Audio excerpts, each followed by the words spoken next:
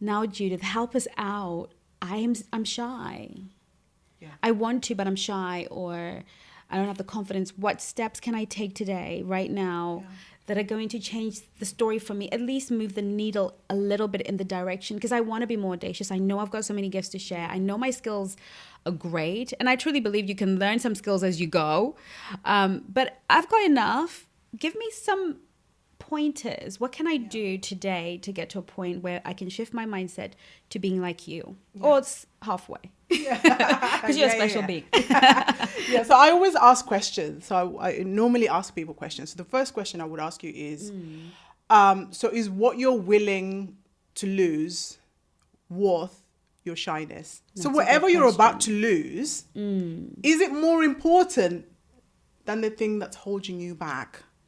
Right. That's the first question. Normally people say, no, it's not that important.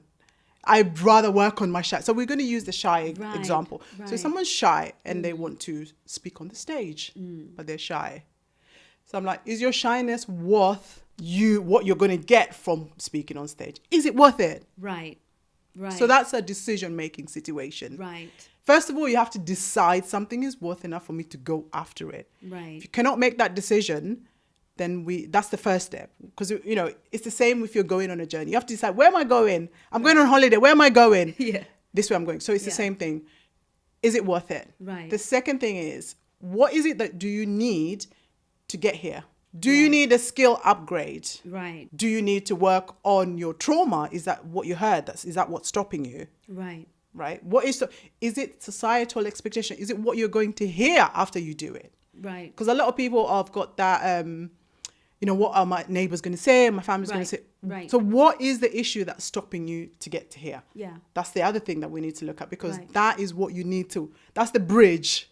Right. Essentially. Right. So you have to decide. The reason why I say to people, decide if it's worth the loss is because once you start getting the hits, you're not going to stop, because this is bigger. Right. Than the hits that come in. Right. Because the hits will come from what I'm hearing you say. Absolutely. There will be some hits. Yeah. So decision making, leveling up with skills or figuring out what is trauma, what is it, is it what's going to come through, then working on those. Those are really important. And then the next thing is actually looking at yourself. Because I always say to people, you spend the most time with yourself, and believe it or not, even those people that don't speak, they hear the voice the loudest, because your voice is in your head the loudest. That's true. 24/7. That's true. So you have to decide whether you love your voice. Do you love your voice? Because you're going to hear it 24/7.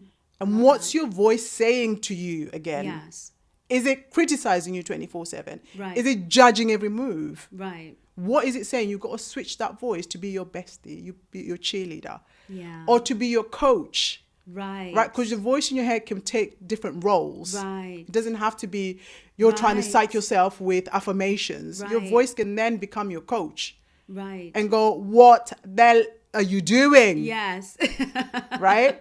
And, Right. some people will talk about, my inner voice is my little girl, or my inner child. That child needs to be fed up with your grown self. Yeah. Yeah. Wasting time, because the child is like, come on now, we are 30. Can we move on now? Yeah. Right. And then you have to again find the tools that are going to help you move on. Right. Is it a coach? Right. Is it a therapist? Right. Is it a mentor? Right. Is it someone that you're watching online? Right. So getting tools at different spaces is very, very important. So I could talk a lot about this, because this is what Of course. But I think for me, it's the voice in your head. Yes. You've got to manage that a lot and make sure that you have, again, it's a decision. The voice in my head, when I start to go down the rabbit hole of depression, darkness and death, is it going to be a coach that's going to be, hey, what are you doing? You're better than this. You can do this. Or is it going to be a compassionate parent that says, you're capable. You are loved. You are worthy. Take your time. Yeah. Go nurture yourself. Have some self-care. Have a weekend off. Which voice is it that you need? Because we all need different voices. I don't need the voice that's saying to me, take your time, go to the... I need the whip You're gonna voice. go to bed. Because I always say last born traits. If you're last born out here, you know that. We like to be lazy and taken care of. Me, I'd be like, who's serving me today? Yeah. We're not doing any work. Yeah. So I don't need the voice that says to me, it's okay to. Right. You have to choose the voice in your head appropriately for yourself. So if I say my voice is this, don't go, oh, Julie's voice is the one that I need. Actually, look at who you are. What are your needs? Right. And then choose the voice appropriate for you. Because for me, when I'm on my couch relaxing and I'm going to Habby, babe, what we eating today? Yeah. My inner voice goes, get off your back. Go and work on your exercise. Right. Why are you still eating 3 pizzas? You've had 2 pizzas already, right? Yeah. So I need a very, my voice needs to be firm and get up clear, and go do it. Yeah. No negotiation. Non-negotiable. Corporal. It's like, absolutely. And I need structure as well. So I need to be doing stuff at different times. Right. You know, I need to wake up at a certain time. I need to go and do this thing. Right. Because if I have a free fall. Right. If I'm like, you know, entrepreneurs, they're like, oh, now I'm working for myself. And then you're waking up at 10 o'clock and now it's 7. You're like, you wait, haven't done anything. I just watched 1 episode and then now it's 7 o'clock. How did that happen? So so I need rigid structure. Love that. Because I'm very blasé and I can just chill all day doing nothing. I love that. And that's to do with what I'm hearing is a lot of self-awareness, enough self-awareness to know the kind of voice you respond to, the kind of tools that will work for you, that are necessary for you. That is so actionable. 100%. That's so actionable. Easy. It's just really sitting with yourself long enough and saying, look, what do I normally respond to? You know, I have clients who they don't respond to the motherly voice because we play as coaches, we play the part of everybody, right? Yes. And I have, I had a client once and I was I'm very stern with her. I don't prefer that method. I prefer to play, but I was very stern with her and she, and I said to her, I'm going to explain to you why I use a stern voice because the nature of your trauma, your background, how you were raised, your inner self does not recognize kindness in that way. And I know it's really sad. Of course, we still have to work on the trauma. We still need to work on the healing. But I found that she wasn't responding to you can do this. But she responds to, girl, get yourself up and let's do this. All of a sudden, because that was dad's voice. That was mom's voice, right? So I think that even that level of awareness internally, right? To be able to say, I'm going to sit with myself for a little bit and listen to what Judith said. And what is the voice I respond to? Absolutely. When I'm feeling lazy, what is the inner voice I respond to? Or the voice, who did I respond to the most when I was a child? Because that voice is probably going to be the voice, mom's voice or dad's voice. I love that. Just having that self-awareness. And I love that part of what you said in the beginning, which I think we want to definitely take away with us, is this idea that I'm shy because of something. Yeah. I'm not like born shy to be shy to die shy. It's not like a condition. It's not like a chronic condition. Not. You became shy. There's a reason you're shy. Yeah. Somebody said, and if you can deal with the because, that's a step forward, isn't it? That moves the needle. I love that. Do you have any more tips for us? I think for me, the last tip I would probably say is that you need to try to move the needle, right? You can read books about the needle. You can listen to the podcast about the needle. Move the needle, girl. But you've got to take the needle and start sewing something. Right. Because I think that's also a coping mechanism that keeps you stuck in your limitation. Right. You think you're doing something, you're actually not doing anything because you think, oh yeah, I read 10 books, I've listened to Chengi's podcast, I've gone to this conference, I've had the speaking engagement and I've been there and I've heard. But if you don't take action to actually do something, that's where people fail. Like, so in terms of relationships, if you don't take that action to say, I'm going to date. I'm going out. Yeah. I'm going out. I'm going out. Right. I'm going out. Yeah. And, if you don't decide this is the level of, husband that I want or partner that I want, he needs to earn this amount of money. He needs to be working here. He needs to live here. Yeah. If you don't have those perimeters, then you're just going to get everything else. Right. And you're not going to go where you need to go to get that caliber of what you're looking for. Right. So you need to be very specific in terms of practical action.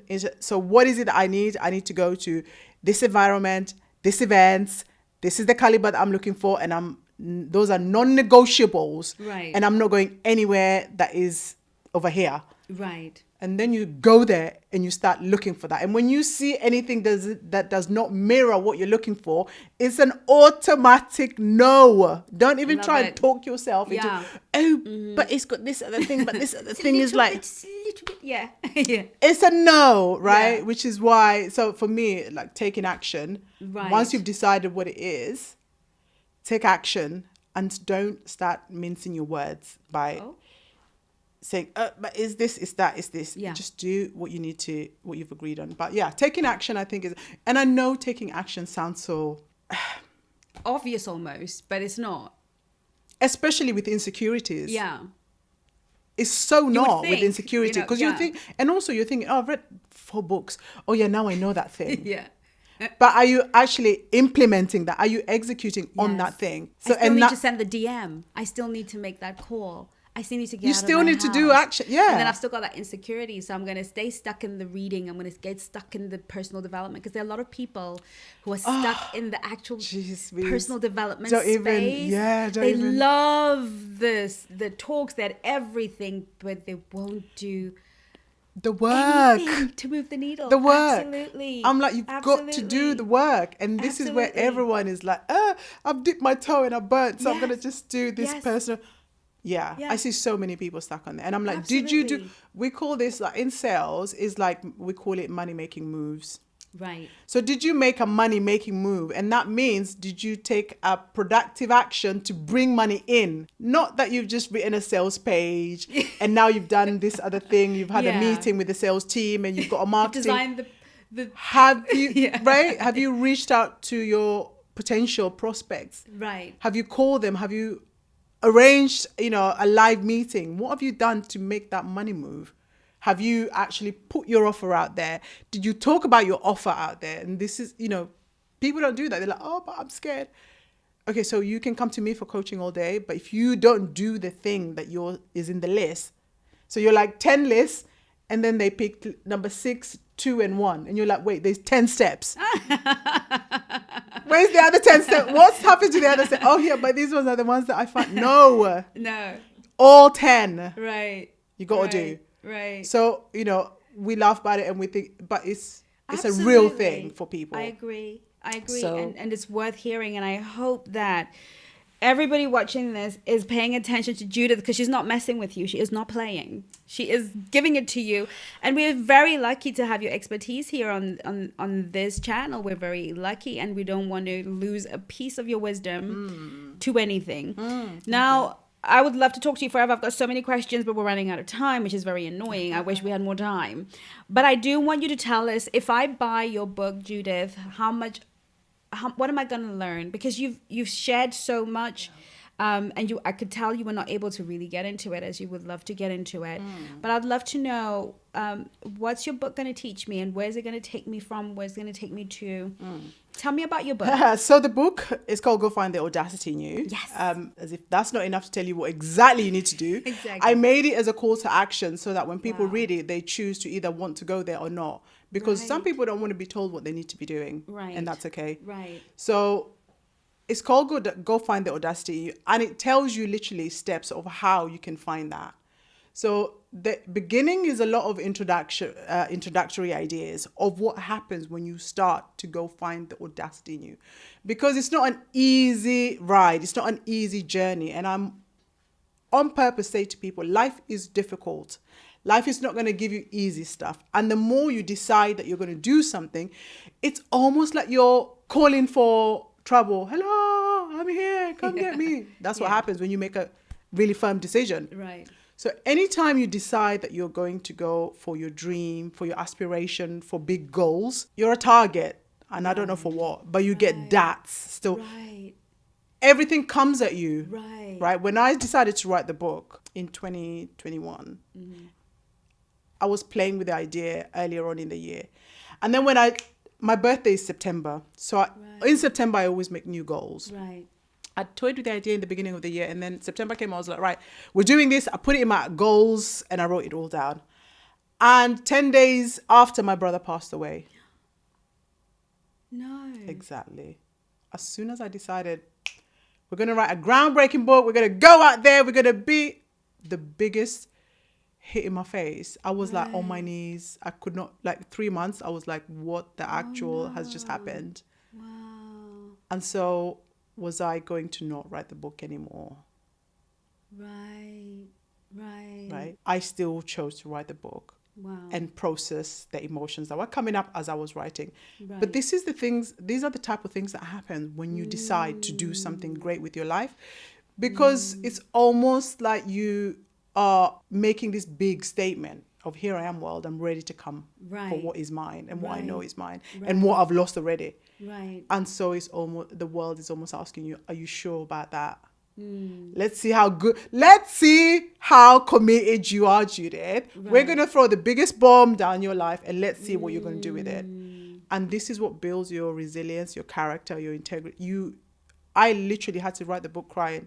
Wow. And my brother, knowing him, he would have not wanted me to be sitting there blaming me. He would be like, can you stop blaming me? Yeah. Because you're being lazy. Yeah. Go do the work. Yeah. Right? Yeah. So I think that's an extreme example. Right. But when you read the book and you start going for your dreams, extreme things are going to start happening in your life. You're going to lose your job. Something drastic's going to happen. Right. Don't let that thing be the thing that you use as an excuse that stops you and sets you right back and stops your goals. Use that as a motivation, even bigger, to say, do you know what? All this stuff happening, it just means I'm on the right track. And I need to be building even more resilience for the more amazing things that are going to start showing up. So the book really is just to show you how life pans out. And every chapter, you can read it on its own. It's not a story weaved into. You can read a chapter. So there's a confidence chapter. Nice. There's a hiring and firing chapter of what you need to do with your mind. You can just read a chapter and you can get a lot of information from it, and you can go and do what you need to do. So if you're a reader and not a reader and you're like, oh, I don't like reading, you can just read I love 20 that. pages I love that. and you'll be good to execute. So, yeah. Well, we'd rather have Judith herself coaching us, wouldn't we, everybody? I'm assuming they can buy the book on Amazon. Yes. Right? Do you have readily anywhere available. else? Or is it just Amazon? So at the moment, it's just on Amazon, but it's going to be dropping in other places pretty soon. It'll be dropping in other So, places. Yeah. And where can they find you on social media? Let us know your handles. Yeah, so I'm mainly on LinkedIn, and I like to stir up stuff over there because everyone says LinkedIn is so professional, and I'm like, is it? But is it? Oh, she's audacious. But is it really? Because I'm like a divergent. I like to disrupt things. Right. So I'm on LinkedIn, Judith Pellucchini. Facebook, I don't use that much, but Judith Pellucchini there. Instagram, I'm now starting to turn up the gears a little bit. Yes. So I am JP, the Mind Coach there. So you can find me there. And I think that's all my social media handles. But we've got a website. It's Fingerprints Coaching. So that's where we do all of the coaching stuff for corporate businesses and individuals. So you can also go there. And yeah, you can send us an email through there if you want to work with me. Brilliant. As you can see, I'm very much no holds bars. Yes. I'm very, very straightforward. I've got the tools for execution, and I do expect people to execute. You don't come into my space and not execute. You don't come into my space and don't do what you said you're going to do. We have standards. We hold you to the standards. And if you don't live up to the standards, you're no longer in our space. Oh, I love it. Absolutely. Right? Because we want to ride with people that are elevating constantly. And for me, I like hanging out with people that are doing way, way, way better than me. Right. And this is the energy that we bring. So if you're not riding on the elevator of going up, growth, and really crushing it and doing what you need to be doing in life, we just say goodbye and we say, next, please. Next. I love it. That's like the Black Swan way, honey. You're on the right podcast. You're on the right podcast. Thank you so much for coming, Judith. It's always such a pleasure. Yeah. We'll have to have you back. And anyone who wants to get in touch with Judith, we'll make sure we put all the links in the description below, wherever you're watching this or reading this. But I'm sure they can message you on a DM or something and begin the conversation. Yes. But it's been an absolute pleasure. It's been a pleasure. Thank you so much for coming.